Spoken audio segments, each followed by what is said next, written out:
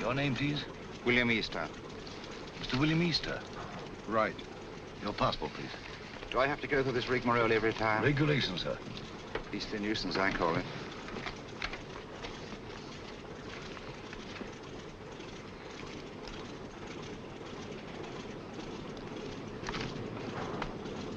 You'll receive your American visa enlistment.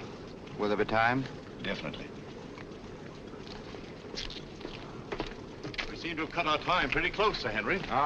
Have you a word, Sir Henry? Do you wish to make any comment, sir? Sir Henry, what is your destination, New York or Washington? I'm sorry, I have nothing to say.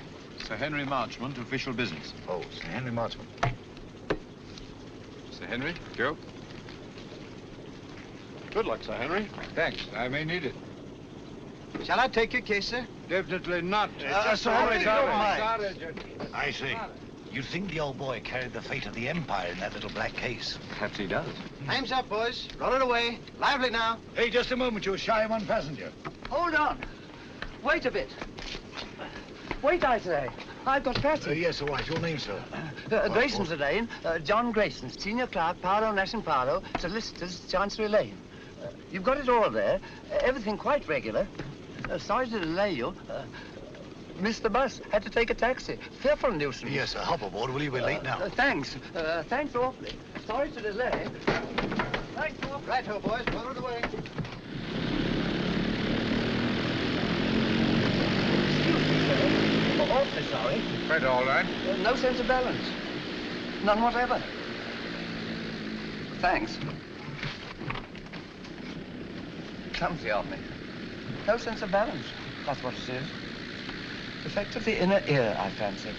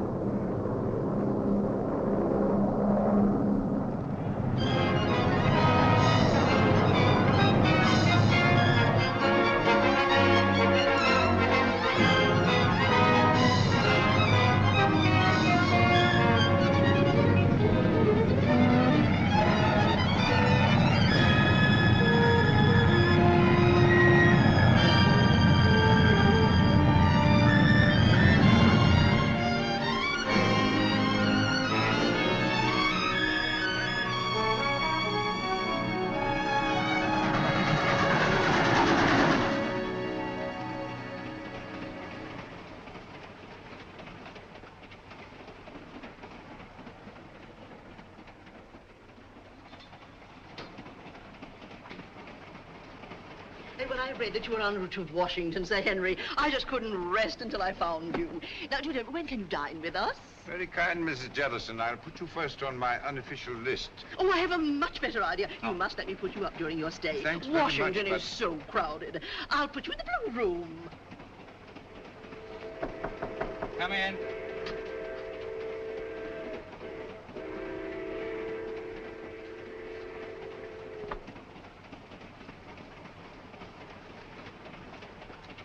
Thank you, sir.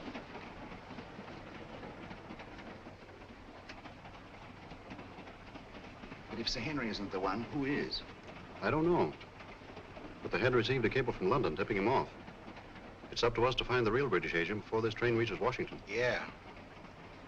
Whoever's got the document will be protected there. If Sir Henry isn't carrying it, I've got it.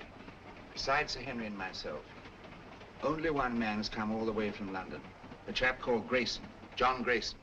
Well, then Grayson's our man. Grayson's carrying the document, while Sir Henry's being used as a decoy. It's so old, it's new. When Grayson leaves the club car and goes to get his luggage, that's our cue.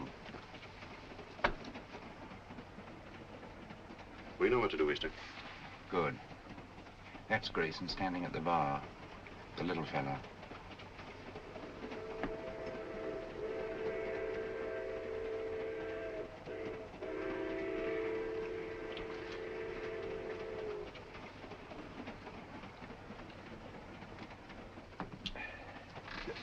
Excuse me, sir. Don't give it a thought, brother. I'm in politics. I'm used to hard knocks. I'm Henry Babcock, Senator Babcock. How do you do? John Grayson. Sit down, Grayson. Have a glass of grape juice from my home state. Used to know a man named Grayson, mighty fine man. He was murdered. 2 grapes, George. On the fire, sir. This book has got me all confused. I do wish you'd set me straight on the international situation. Rather large order, I'm afraid. Oh, you're so right, Sir Henry. One must take the broader view, I always say.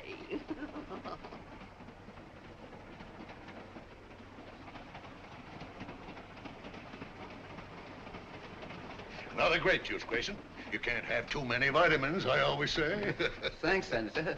But if you don't mind, I'll have a whiskey and soda. Why, sure. George, bring him over, will you? Yes, Let's sir. get a chair. I was built for comfort.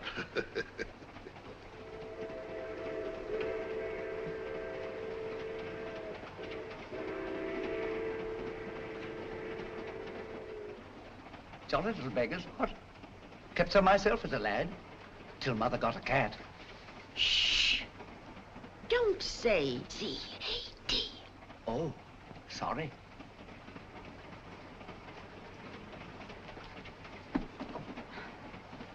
Permit me, ma'am. Oh, thank you. You're very kind, I'm sure. Pardon me, sir. Here we are. Porter, Yes, sir? are we on time? Yes, sir. Be in Washington in 20 minutes.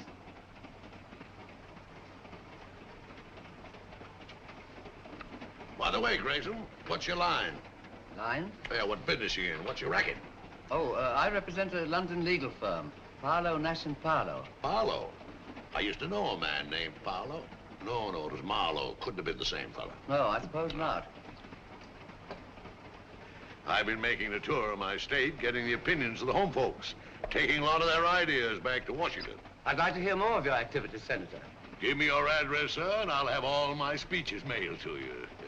You're quite too kind, sir. Sorry I have no card.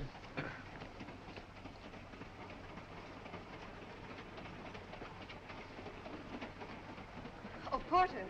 Yes, miss? Permit me.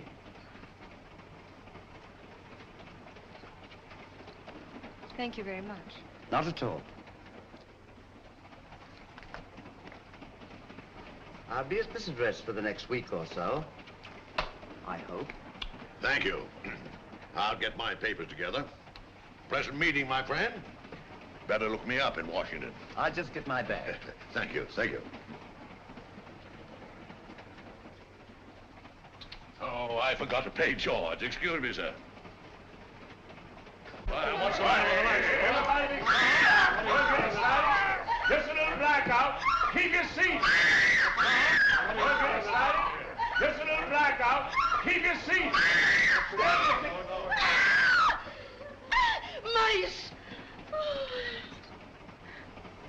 here, all gone.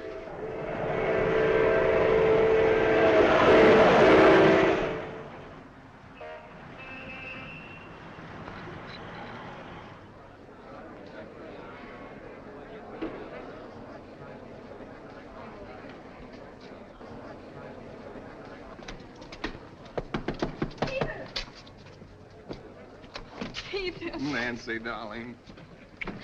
I didn't dream you'd be able to meet me. I got leave. Oh, darling, that's wonderful. Just 3 days. Oh, that's awful. We haven't a second to lose. First thing I did As I was saying, Sir Henry. was get this. Oh, honey. This finger. Well, I haven't had much experience. Look, day after tomorrow, your aunt's giving us a reception. Until then, you and I are going to be a couple of busy people. Oh, I beg your pardon.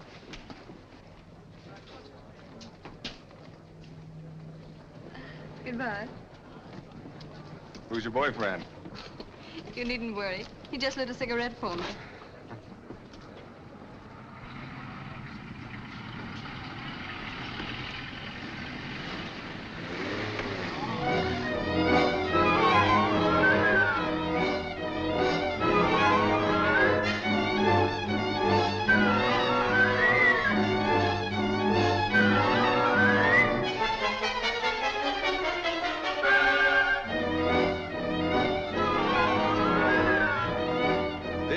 BBC News Bureau, broadcasting from London. At this time, we present our regular morning summary of the news. A British subject has disappeared under curious circumstances.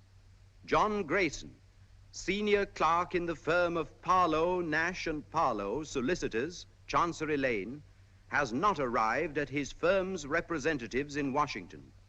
Foul play is suspected. Deplorable. Simply deplorable. It's the sort of thing that shakes your faith, by Jove. I say, Holmes, shakes your faith in everything. You alarm me, Watson. I've never seen you affected by the news, however startling. Startling, my dear fellow, it's devastating. Seen the scores? The Navy got 428 for 6 wickets against the Army at Lord's. May I draw your attention to the fact that really momentous things are happening in the world today? I know all about that. I'll get to them later on. Excuse me. Mind my egg, old bean. Oh, I'm sorry. With your consuming interest in the game, I'm surprised that you've changed your mind about running up to Lord's cricket ground this afternoon. It can't be helped. I had to put it off. How did you know I changed my mind? Elementary, my dear Watson. Invariably, when you go to a cricket match, you fill your flask with my best whiskey. Just now, I noted in passing that the flask was empty. A single whiff informed me that it had been recently filled. Obviously, after filling it, you would pour the contents back into the bottle. Therefore, you had changed your mind about a cricket match. You amaze me, Holmes. You positively amaze me. Come in, Mrs. Hudson. Oh, excuse me, Mr. Holmes. There's a gentleman, and he's very insistent. Well, I do declare he followed me right up the stairs. Didn't I ask you to wait? My good woman, you may ask me to wait, but not the British Empire. Mr. Holmes, I must talk to you immediately. How are you, Mr. Irons? That will be all now, thank you, Mrs. Hudson. My good woman, indeed. Arons? I seem to know that name. Don't tell me, my dear Watson, that you don't recognize Mr. Arons at the Home Office. Oh, yes, of course. I knew you the moment you came in. How are you, Arons? How do you do? Do you see what the Navy did to the Army at Lord's yesterday? All right, Watson, go on with your breakfast. Bad show. 428, 6 wickets. Mr. Holmes, I'm here on a matter of the utmost secrecy. Now, I assure you, Mr. Arons, that Dr. Watson is the very soul of discretion. Won't you sit down? By the way, Watson, please be so good as to keep tapping on the table with your knife. Tapping on the table, now? It will break the wavelengths if by any chance there's a dictograph in the walls. Oh, really? Cigarette? No, thank you. You can stop now, Watson. Well, Mr. Arons, I take it you've called on me in connection with the kidnapping of John Grayson in America last night. Yes. Yes, exactly. Grayson was carrying a document of a very confidential nature. Indeed. Its contents are of such great international importance that I am not at liberty to reveal them. But if that document falls into the hands of the enemy, I can only say it will be absolutely disastrous for this government and our allies. For that reason, we did not wish to transport it to Washington in the usual way. So, a regular King's messenger, Sir Henry Marchmont, was dispatched. Not carrying the document, of course. That's right. Sir Henry was a sort of... sort of red herring, shall we say? Precisely.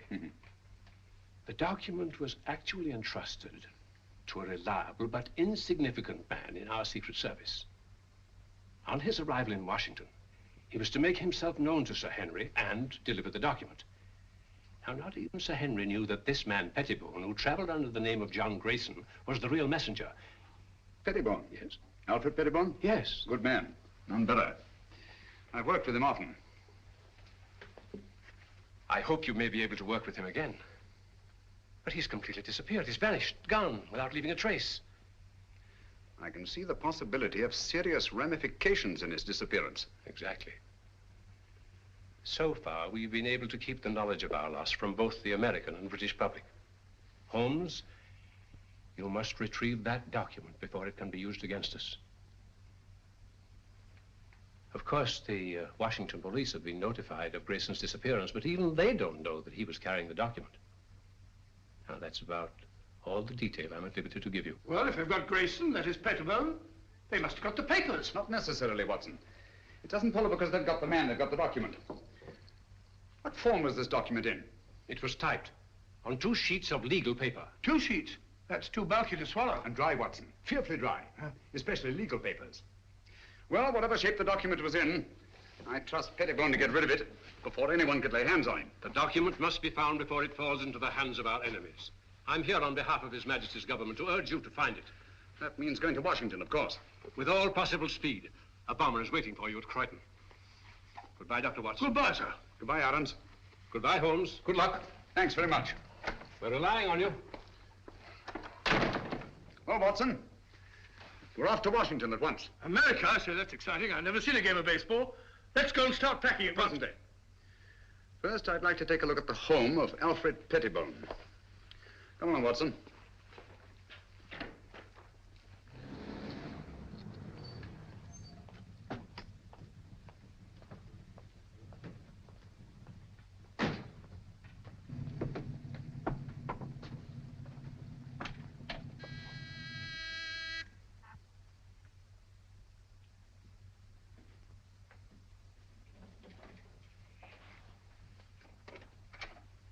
Why, Dr. Watson, what a surprise.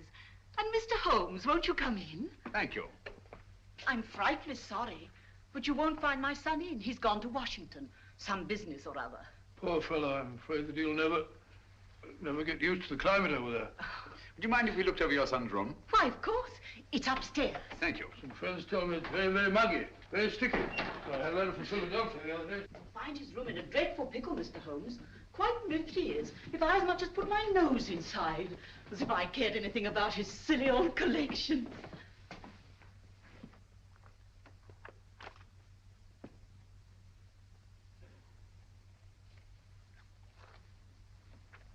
This sort of Pettibone seems a curious sort of fellow.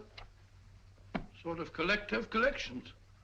Postage stamps, military buttons, butterfly, bugs, snapshots, all sorts of rubbish. Yes, I shall write a monograph someday on the noxious habit of accumulating useless trivia.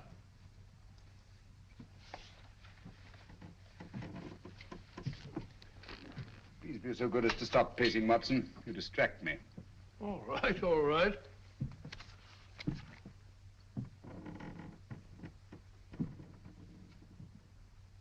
Unless I'm greatly mistaken, our friend Pettibone did not carry 2 pages of legal paper when he left this room. I wouldn't be too sure, Holmes. Ashes are deceptive, you know. On the contrary, my dear Watson, the rag used in our official documents leaves an ash that is unmistakable. Oh, do stop pacing. I'm not pacing. I've moved an inch. I'm sorry, old fellow. My error.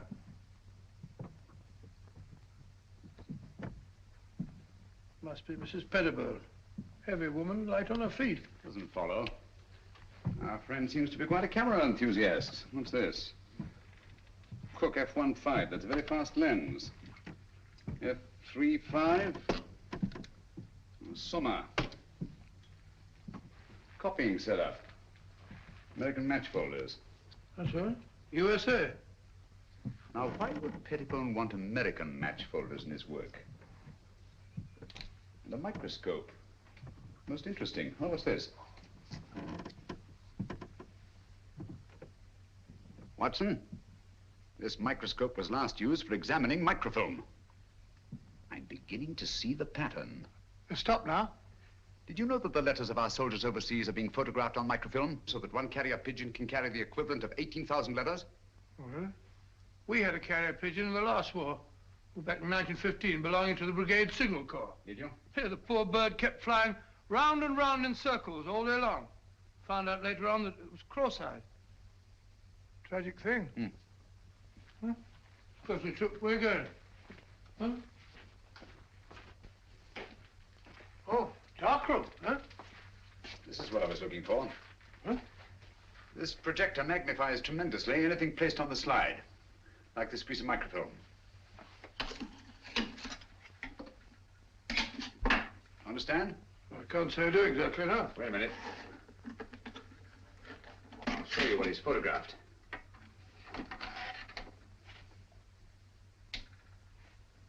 Oh, it's a match folder.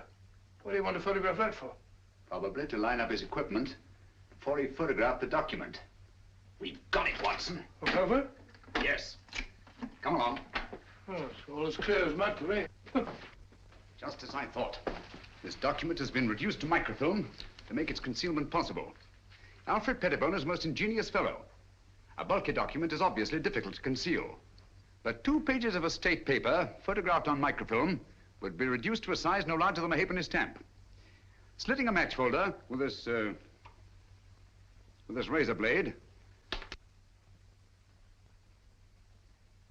Pettibone placed the now minute document inside, stuck it together again, and there he had it. An American match folder, rare in London, but completely inconspicuous in the United States.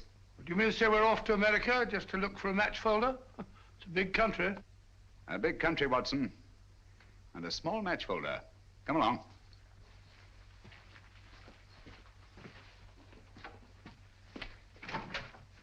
Did you find what you were looking for, Mr. Holmes? Yes, thank you, Mrs. Pettibone. By the by, you haven't been up on the roof in the last 20 minutes, have you? Why, no. What made you think... Well, we distinctly heard footsteps. Nonsense, Watson. It was the house settling. Gracious, yes. Such popping and groaning. We're quite used to it. Thank you.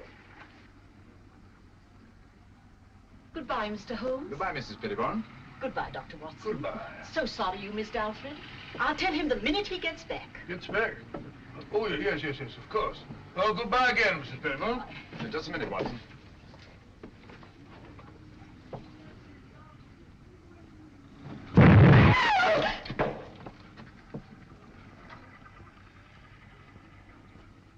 That was no accident, I assure you, Watson. Well, aren't you going to find out who did it? Time's too precious now. But at least I know they've learned of my entry into the case. They? Who are they? The same group that took Alfred Pettibone off the train on his way to Washington. A group that will stop at nothing to get their hands on the document he carried. Their leader is a clever, resourceful criminal who seems to have sources of information from everywhere. Oh, that means a worldwide organization. Who'll stop at nothing, you say? Quite. That's why we must get our bags and ourselves aboard that bomber without delay. We're opposed by an adversary worthy of our best efforts. At present, he has all the advantages. Even that of being only a merciless, nameless shadow. Think of it, Watson. In a few hours, we'll be flying out over the Atlantic.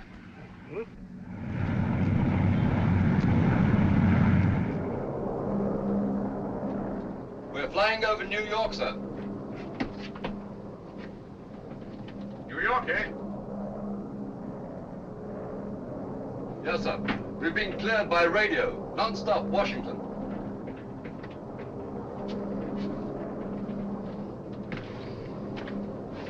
What is that book that so engrosses your attention, Watson? A book on the quaint customs and manners of America. We must be halfway across, and I've only got to page 37. For your information, my dear fellow, we are now flying over New York.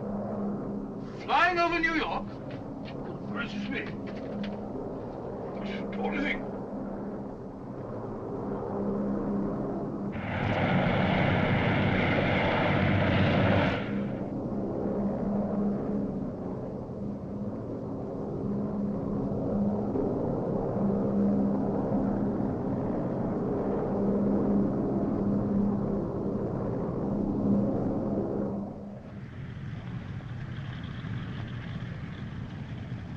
This is the embassy car, Mr. Holmes. You're being very helpful, Mr. Lang. Detective Lieutenant Grogan of the Washington Police.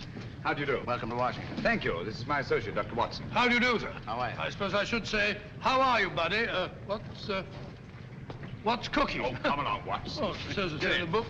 What's cooking?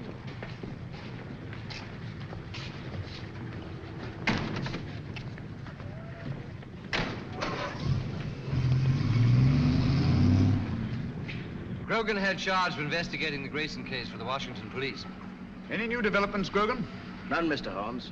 We're glad to let you have our complete file. And, of course, we'll cooperate in every way. Thank you. I shall appreciate your help. Especially as I'm unfamiliar with your country. Oh, yes, of course. This is your first visit. Oh, there's the Lincoln Memorial.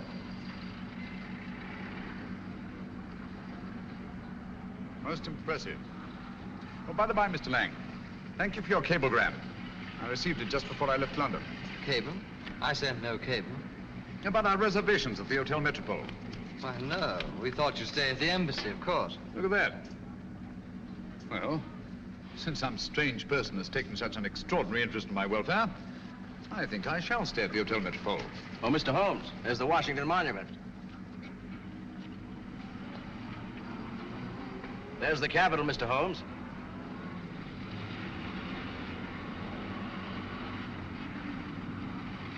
Magnificent.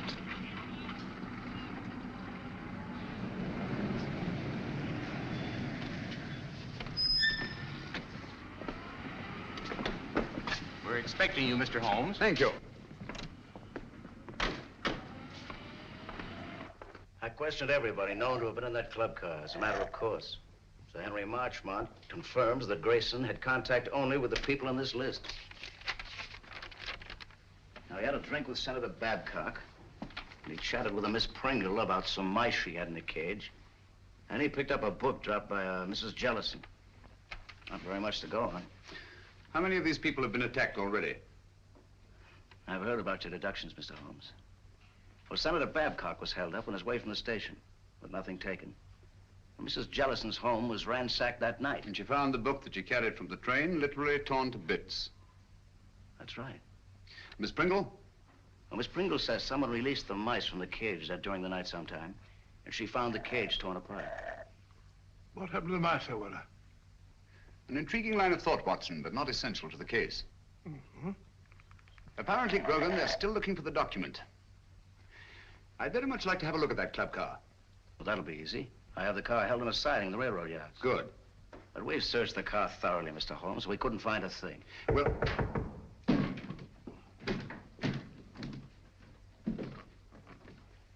What are you doing? What's this? Mr. Holmes, your trunk. Trunk? I have no trunk. It says right there. To Sherlock Holmes, Hotel Metropole. How was this trunk delivered? An expressman brought it, sir. What's the name of the company? Do you remember the license number? Naturally, I didn't notice that. I just signed for it. All right, thank you. That'll do. Well, this trunk's not locked.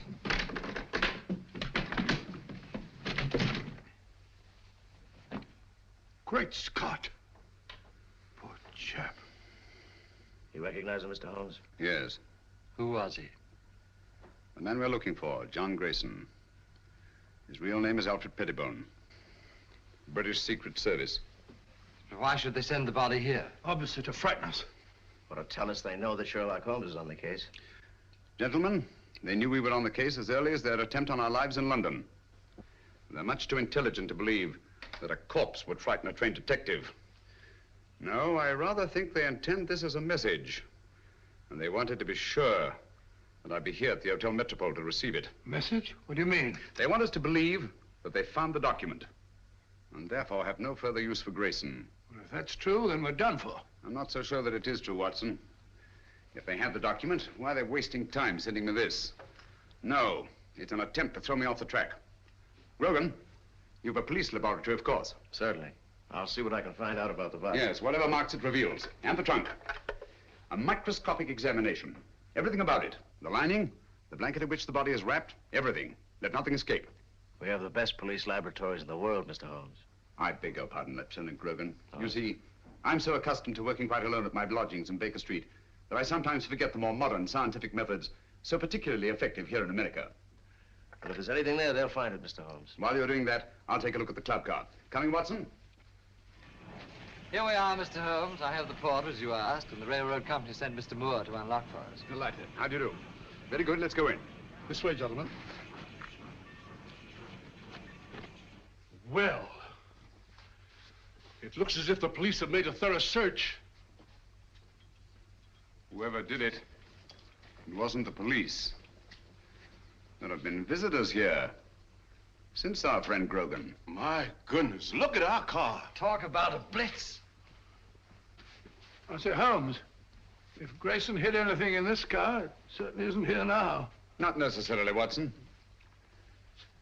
If you'll help me put this place in some kind of order. Yes, sir, boss. This would go about here, I imagine. That's it, boss. Yes, and, yes. wait a minute. Oh, yeah, that's certainly more like it. Yes, sir. Thank you. That'll be all. Watson, will you be Mr. Grayson for the moment? Grayson? Oh, if you want me to, old man. What do you want me to do? You're having a drink at the bar. Oh, drink? Oh, that's not a bad idea. Drink at the bar. Bring me a whiskey and soda, will you, Stuart? Stuart? Sorry, Dr. Watson, but the bar's closed. Oh, says the bar's closed. According to Grogan's reconstruction of the scene, let me see. Yes. Grayson pauses at the bar while Senator Babcock moves across and sits down here. Do you mind being Senator Babcock for the moment, Watson? Oh, going up in the world. Sit down, please. Now, Miss Pringle is seated there. Over there, Watson. Hmm?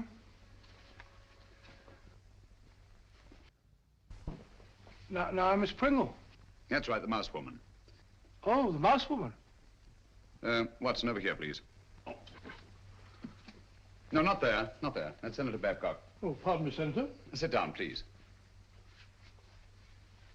Now you're Mrs. Jellison. Oh, excuse me, Mr. Holmes. He ain't Mrs. Jellison. He's the young lady. What? Sir Henry Marchmont was sitting right here, and Miss Jellison was right here. She's a sort of a big, fat lady. What did Grayson do that attracted your attention so particularly to Mrs. Jellison? The little man, he retrieved her book. And the young lady sitting here, didn't she converse with the little man? No, sir. That young lady didn't have no converse with no one. When the little man lit a cigarette, she ran back and said, "Thank you very much." But you have matches here for your customers. Oh, yes, she called me, and I saw a cigarette, and I knew she wanted a match. And Grayson used one of his own matches? Dog it. Oh, yes, he took a folder from his coat pocket. Did he put the match folder back in his pocket, or did he give it to the young lady? I don't remember. I was fairly busy. Try to remember. Well, if I should try to doomsday, I couldn't rightly say just what happened to that match folder. Oh, yes. I remember just one important thing. What? When the little man lit her cigarette, he said something very peculiar. What was it? He said, "Permit me." Oh.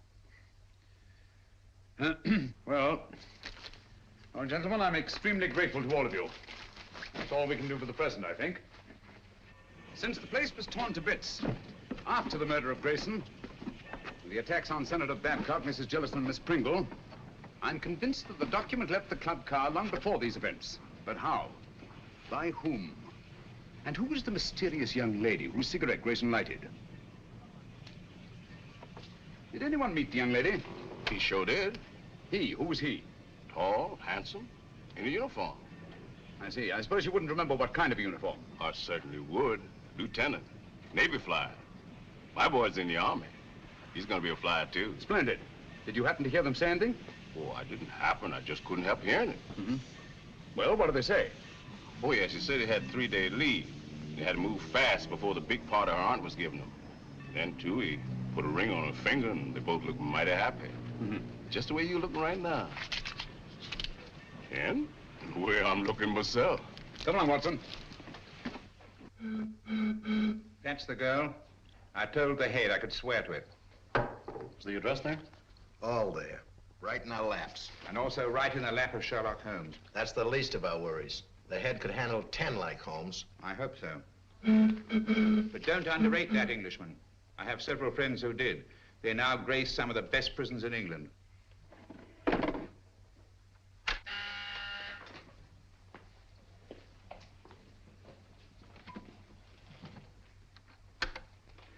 Yes, sir? I talked to the catering company. It's quite all right. They could hardly refuse me. It's the Acton Company. The Acton Catering Company. Yes, sir. I know what to do.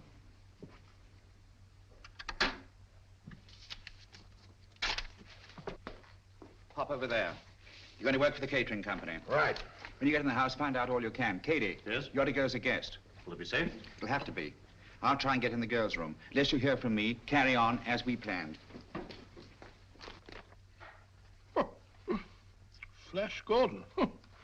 Seems a very capable fellow. Sports pages.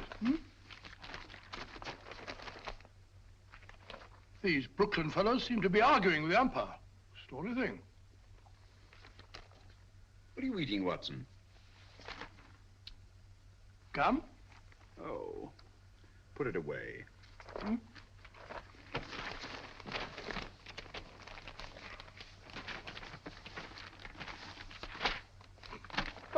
I've never seen you take an interest in the society columns before. It's a concern I'll drop at once, I assure you, Watson. You found what you're looking for? Well, how do you know this is the girl? It would be an extraordinary coincidence, wouldn't it?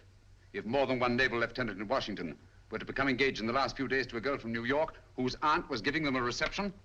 By Joe, you must be right. She's a pretty girl. Yes. He's walking around with dynamite in her handbag.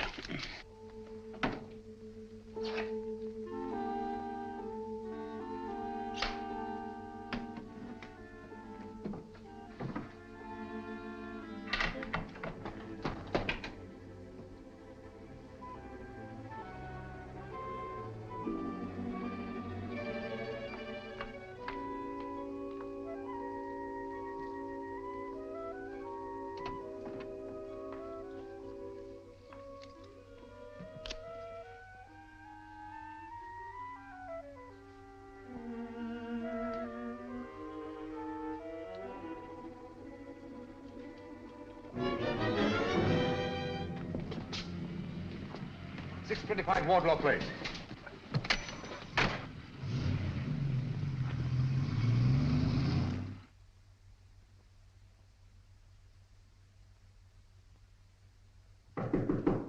Who is it? Me, Pete. You can't come up here. I did, though. One get you two. That party's gonna be awfully dull after this. Let's not go. Let's go away and get married. You've only got one more day. That's an idea. No, we can't do that, Andy. I'll tell you. Let's sneak a look at the new apartment. It was awful sweet of Auntie to give us the whole floor of this house for our apartment. The least we can do is let her have the fun of showing it to us. Okay. Let's face the party. I'll get my bag.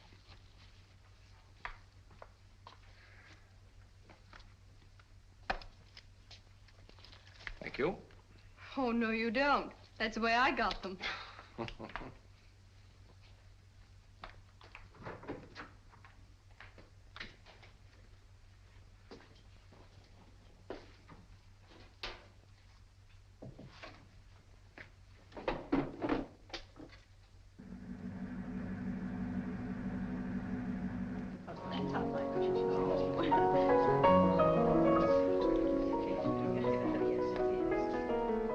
How do you do? So glad you could come. This is Mrs. Oh, dear, what is your name? Ruxton. Of course, I know it as well as my own. And this is Mrs. Vale. How do you do? Isn't it? Quite. Oh, of course. Any luck? Not yet. That must be Lieutenant Merriam with Miss Partridge over there.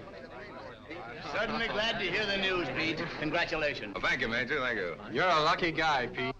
I'll see you later. 3rd floor, 1st door. Right. I'll wait there. You bring him up. Thank you, sir. A toast to the happy couple. A toast. Very good. Happy landings. May I have one of those? Certainly. Me too. Thank you. Aren't you happy? You know what I'm doing. Lieutenant Merriam? Telephone, sir. Navy Department calling. Oh, yes. Be right back.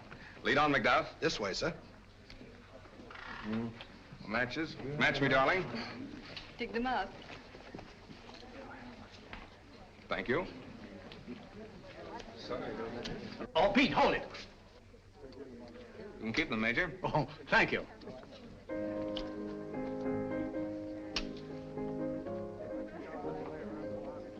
Thank you. Not for me, thank you. No, thank you. Why up here? They said it was private. There's a phone in here, sir. Hey, it's my new apartment. Miss Partridge didn't want me to see it till after it was finished. Here you are, sir. Quite a smell of paint, sir.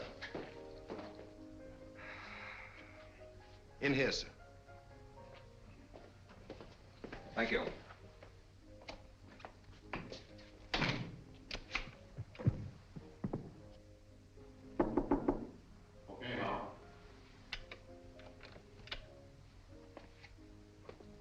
We should get some action, Sir Henry, with Sherlock Holmes in Washington.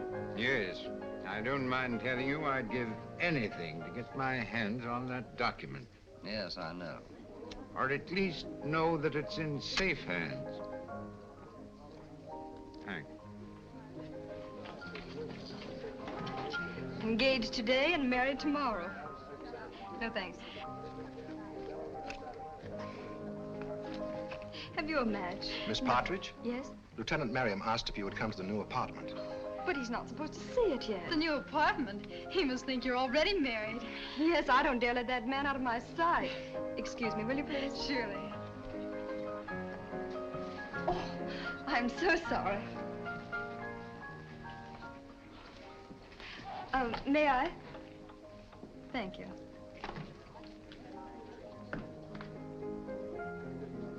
This way, please. Oh, I know the way, thank you.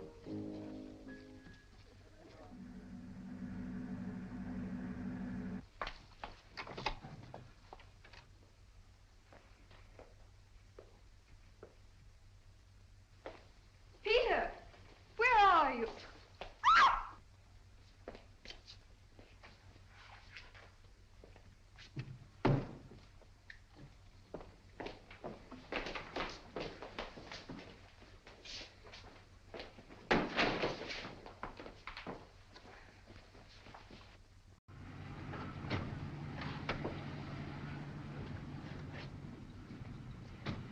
Well, here we are, Grogan. Good connection. We'd better go into the party. Well, I think you better go in first, Mr. Holmes. I'm not very good at this sort of thing. I think you do all right.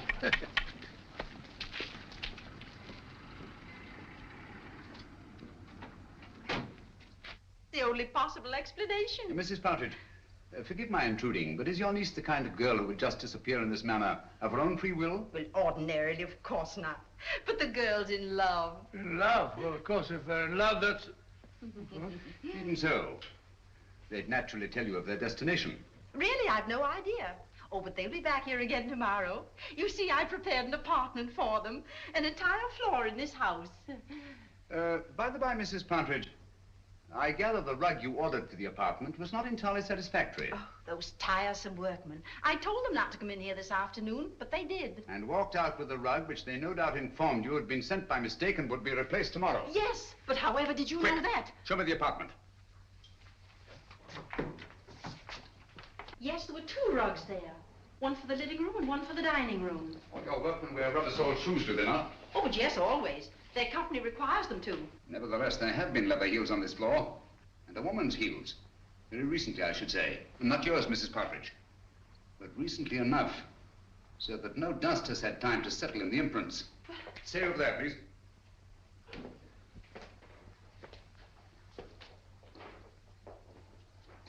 There seems to be a struggle over there. A woman's footprints disappear and a man's leather heels come round and stop there. Either she was carried out in the carpet or else... Where does that door lead to? Why, it's a dressing room. Perhaps an ordinary skeleton key. Try it. Watson, this is a matter for you, I'm afraid. Excuse me. Who is he? Is it Miriam? Peter! Take it easy, Mrs. Partridge. Let the doctor examine him. How is he, Watson? Nasty crack of the head. Nothing serious, thank heavens. Is there somewhere where you can lie down? Of course. Poor Peter. Take him to my room. Yeah, son, put your arm around my neck. That's the notion. Mr. Holmes, you must find Nancy. Quite. Poor Peter. Girl disappeared right from under our noses. It's unbelievable. I better try to trace that truck. That won't lead us anywhere. Our antagonist is too clever for that. But the girl must be found immediately. You're sure the police chemists found nothing definite in their examination of the trunk?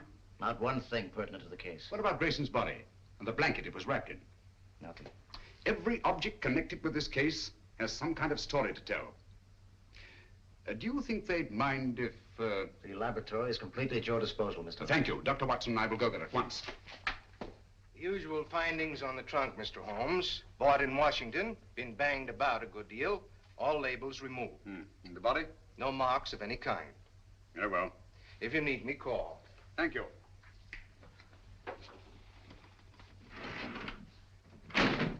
Watson, please. Just tidying up a bit. This blanket is beginning to tell me many things. Really? Don't say so. It only remains to translate them properly. Yes. And just as I thought. This blanket has had a most varied history. It's been on many a sea voyage. The latest not 6 months ago. Since then, it has been used to wrap a multiplicity of objects. Carvings of teak wood, candle snuffers made of pewter.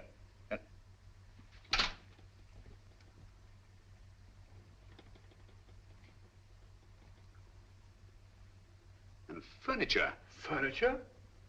Yes. Teak wood leaves an unmistakable stain. Pewter rubs off easily. And there are evidences of wax drippings. But what particularly concerns us, Watson, is the furniture. Most likely a chair. Louis the 15th. In yellow and maroon satin. What do all these things suggest you, Watson? Let me see. An aunt of mine, Matilda, lives in Brighton. Very old-fashioned. Very aged. Exactly. Antiques. We've a lot of ground to cover before nightfall. Ground? What ground? If necessary, all the antique shops in Washington. A-N-T-I. There we are, antiques. Antiques? But what connection is there, Louis XV's chair with this partridge girl? This sliver of wood came from a Louis XV chair that had once been wrapped in that blanket. From other evidences the blanket supplies, I deduced that it's been used in an antique shop. And whoever controls those antiques murdered Grayson and kidnapped the girl. What? That's it, Watson. Come along. Before the girl's kidnapper becomes her murderer.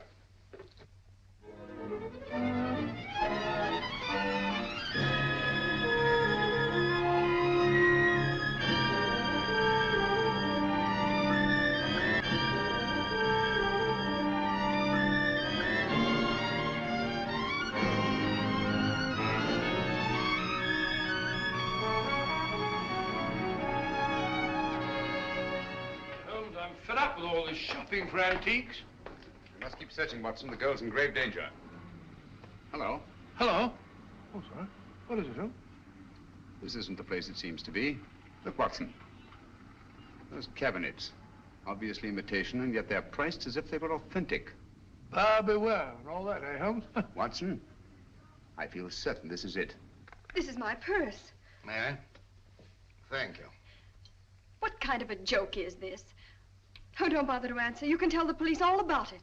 And you shall, I promise you. But there are no police here. Haven't you noticed? We are quite alone. I sent for you to ask you a few questions. You always send a rug for your guests. It was a very nice rug, Miss Partridge. It's not my idea of a method of transportation. No, I'm sorry about that, but I'm afraid it was unavoidable. But why? You've no right to bring me here like this. I've always found it wise to take what rights I can get. Miss Partridge, you have a document which I must have. Document? I have no document. It won't do you any good to deny it. But I do deny it. I don't know what you're talking about. You'll remain a prisoner until you produce it. How can I produce it when I haven't got it? But you have. It was observed that on the train you had contact with a little British agent named Grayson. He gave you something. Where is it? But I hardly even noticed the man. I wouldn't even have remembered him if I hadn't seen his picture in the paper. He disappeared or something. He's dead, Miss Partridge. Oh. Now will you tell me what I want to know? But I can't. You won't? I can't, I tell you. Let me out of here. He gave me nothing. That's strange, because I know he spoke to you. There's something very curious about that door up there. To open it, you'd have to know the combination. But I tell you, I spoke to no one on that train. Now, didn't the little man try to be attentive to you? Oh, he may have offered the usual courtesies. I don't even remember. I see. I'm sorry. Aren't you spoke one of these? Thank you. And you're quite sure he said nothing at all to you? Of course I'm sure. Permit me.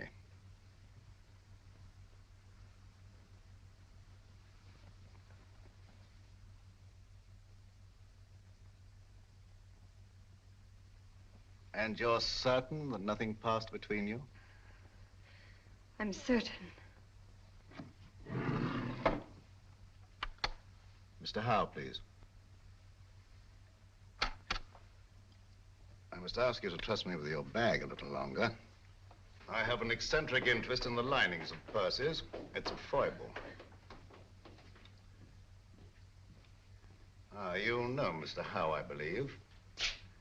Mr. Howe is a gentleman of unusual accomplishments. Under his influence, I've known people talk fluently who never talked before. But I don't know anything, I tell you. Nothing. Nothing, I swear it. I don't know anything.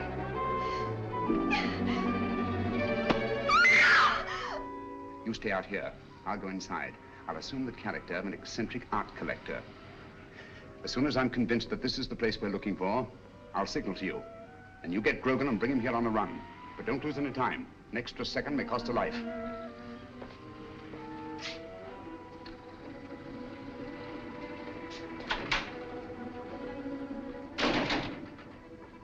No, madam, I don't know who she is. But notice the modeling. It has good symmetry, good lines.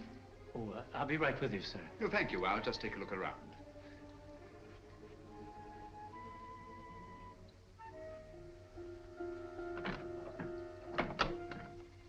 What an extraordinary cabinet. Spanish. Moorish influence. Imitation, of course. It is not an imitation, it's authentic. Oh, come now, my dear man. Ah, may I see some of these ceramics? Those aren't for sale. They're Ming vases mostly, and they haven't been marked yet. Well, that's really a very little consequence.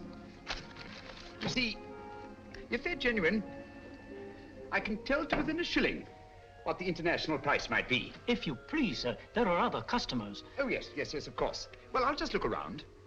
Ah, what a very interesting collection of pewter.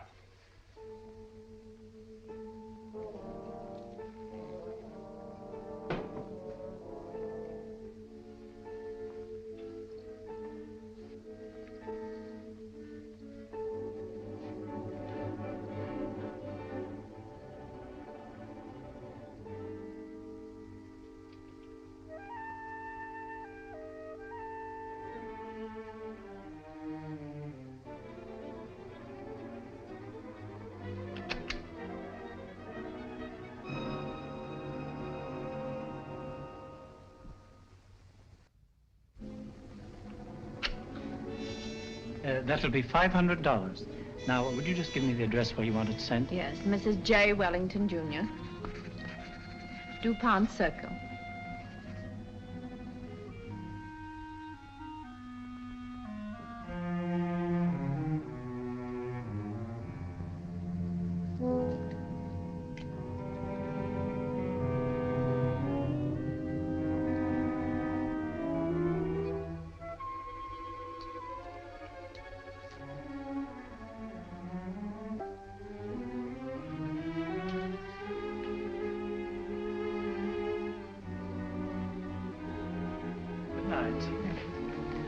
Good night.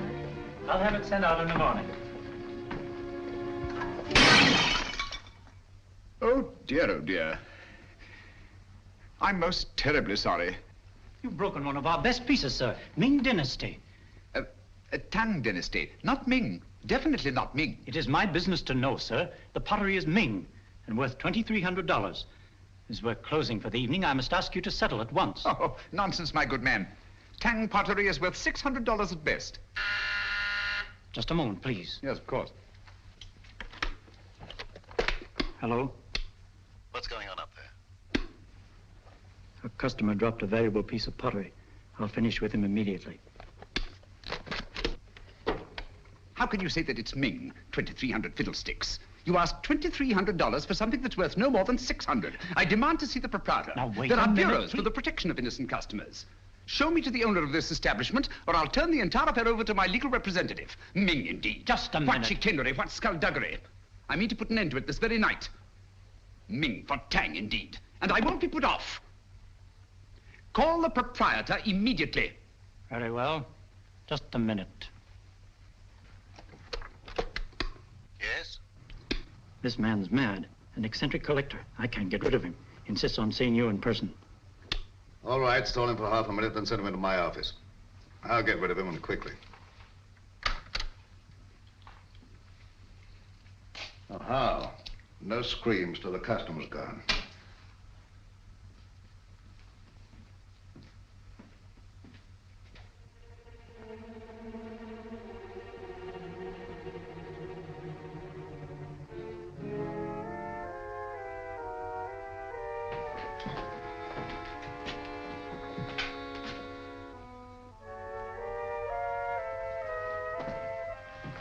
You get downstairs.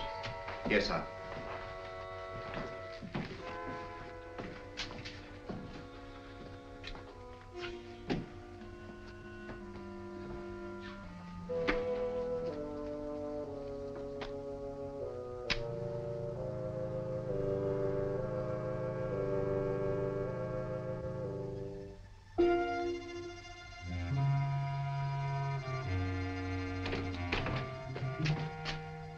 I'm most frightfully sorry. I'm most frightfully sorry about the vase, but really, sir, your clerk is guilty of attempting the most obvious fraud. You see, he tried to convince me that I'd broken a Ming pottery when anyone could see that it belonged to the Tang era. Its value is no more than $600. All right, you pay him the $600. We'll call the matter settled. Oh, thank you very much, sir. Thank you. I'll send you my check in the morning. I see you know the London value of these pieces. It's my business. Exactly. Yes, exactly. You know, I think you're just the man to help me find some furniture I'm anxious to get. I'm most frightfully bored with the usual conglomeration of pieces that we can pick up on the other side. What do you really want, Mr. Sherlock Holmes? Herr Heinrich Henkel, or as you now call yourself, Mr. Richard Stanley. In 1914, secret agent to the German Kaiser. Since then, head of the most insidious international spy ring that ever existed. You're wrong. A case of mistaken identity. I've been a respected member of this community for a great many years. I deal in antiques because of their rarity and beauty. Merely a device to cover up your real business of transporting secret information to the enemies of this country. Very interesting, but just a figment of your imagination. I'm a very busy man, Mr. Sherlock Holmes. Where is Nancy Partridge? You're not looking for that girl. You're looking for a certain document. Oh, dear me, no. The document's perfectly safe. You see, the man who has it doesn't know he has it. That's a very pretty tale, but quite untrue. The only man who had any contact with Grayson on the train was Senator Babcock. The senator doesn't have the document. We took the trouble to find out.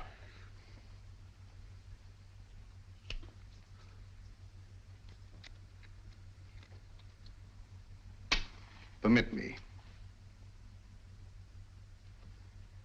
Thank you. Perhaps you've been misled by the common notion regarding the shape and bulk of state papers. They might easily have been reduced to a convenient size, you know. Say, a document no larger than a postage stamp. Postage stamp, huh? That's a very interesting theory, but not supported by the facts. And quite beside the point. Where's the girl? She's not here, of course, but you're quite at liberty to look round if you care to. Thank you. I shall do so.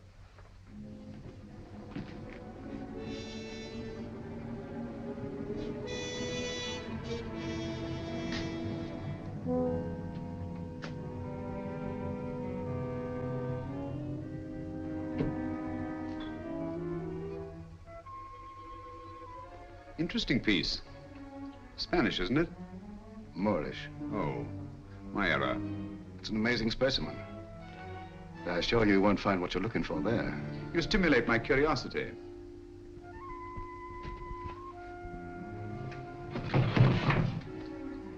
This might be interesting.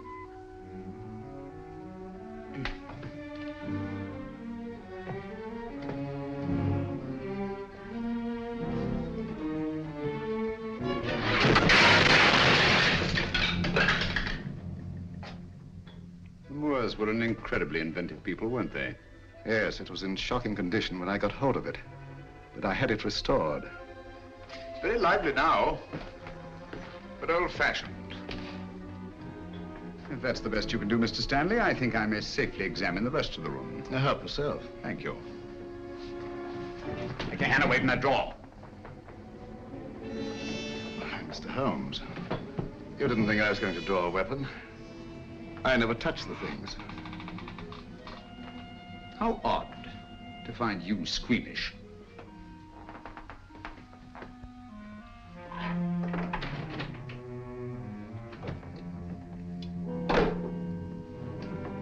That connects only with the shop. You're very quick to say so. And yet a short while ago, I saw two other men in this room. And they didn't go back into the shop, so there must be another exit. And perhaps another room. Yes, Mr. Stanley, what is it? Bring Miss Partridge here at once. Excellent, Holmes. I see your voice hasn't lost its flexibility. My hand hasn't lost its cunning either.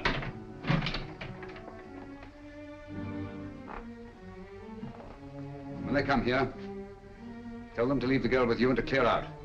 You think I'll do that? Yes, you will.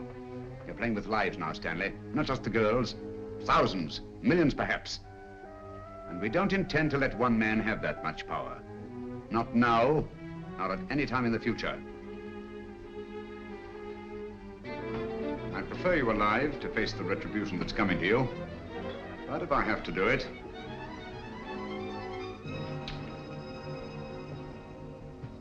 all right, Mr. Holmes.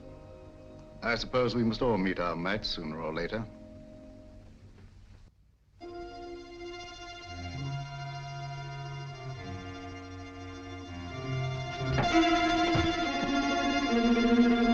That's enough, boys. Take your hands off him. Well, Mr. Holmes?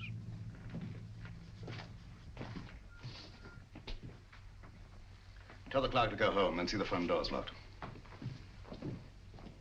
Well, Mr. Stanley? It's the last trick that counts, eh, Holmes?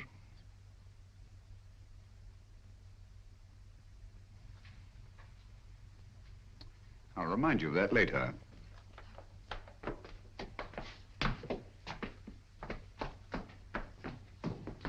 Miss Partridge, allow me to present Mr. Sherlock Holmes, the world-famous detective.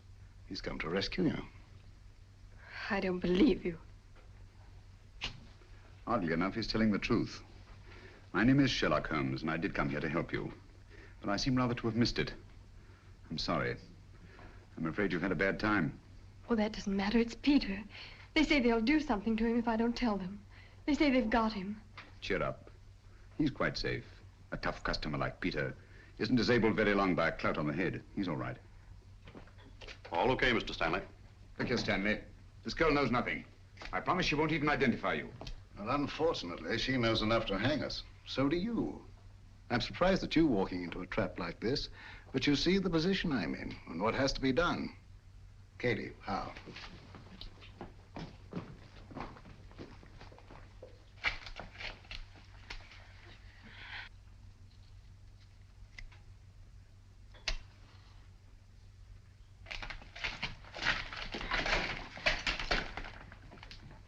It will give me great pleasure to attend to Mr. Holmes personally.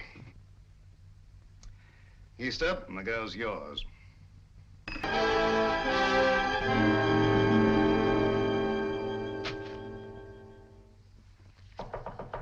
Come in. I'm glad you're safe, Senator. Safe? No man is safe. Look at the way my constituents snipe at me.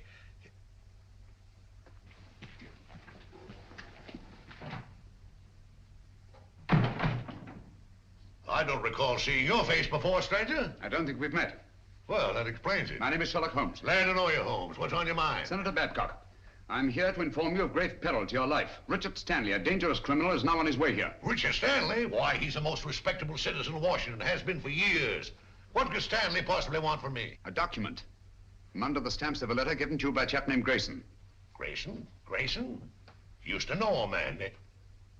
Grayson? Why, that's the fellow disappeared. Say, I got that envelope right here in my wallet. Now, what does Stanley think could be under these stamps? A secret document of grave import. Reduced to microfilm and concealed under these very stamps. Thank you very much, Mr. Holmes. That's just what I wanted to know. I might have missed this microfilm if you hadn't led me to it. I seem to have underestimated your capabilities, Mr. Stanley. Yes, Mr. Holmes. Your famous powers of deduction and observation made it very well in Limehouse or Soho. But here in America, I believe you're out of your depth. If so, the verdict of history will be severe indeed. You're nervous, Sherlock Holmes? I must confess to a marked irritation. Do you mind if I smoke?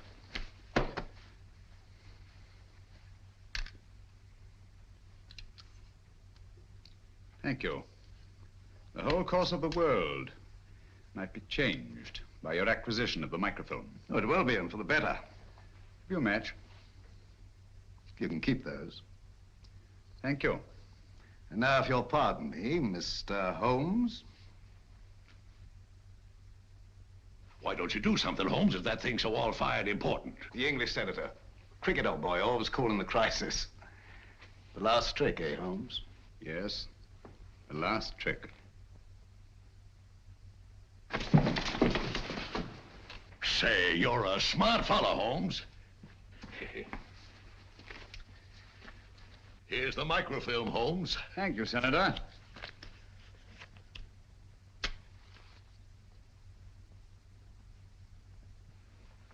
I say, Holmes.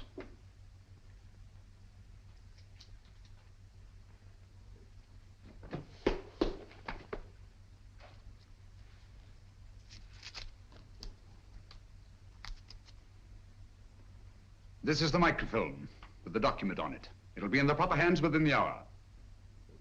As I told you, Mr. Stanley, the man who had it didn't know he had it. Come on, let's go. Well, it'll be nice to get home to Baker Street, eh, Holmes? Yes. But this is a great country, Watson. It certainly is, my dear fellow. Look, up there ahead. The Capitol. The very heart of this democracy. Democracy. The only hope for the future, eh, Holmes? It's not given to us to peer into the mysteries of the future. But in the days to come, the British and American people will, for their own safety and for the good of all, walk together in majesty, in justice, and in peace. That's magnificent. I quite agree with you. Not with me, with Mr. Winston Churchill. I was quoting from the speech he made not so long ago in that very building.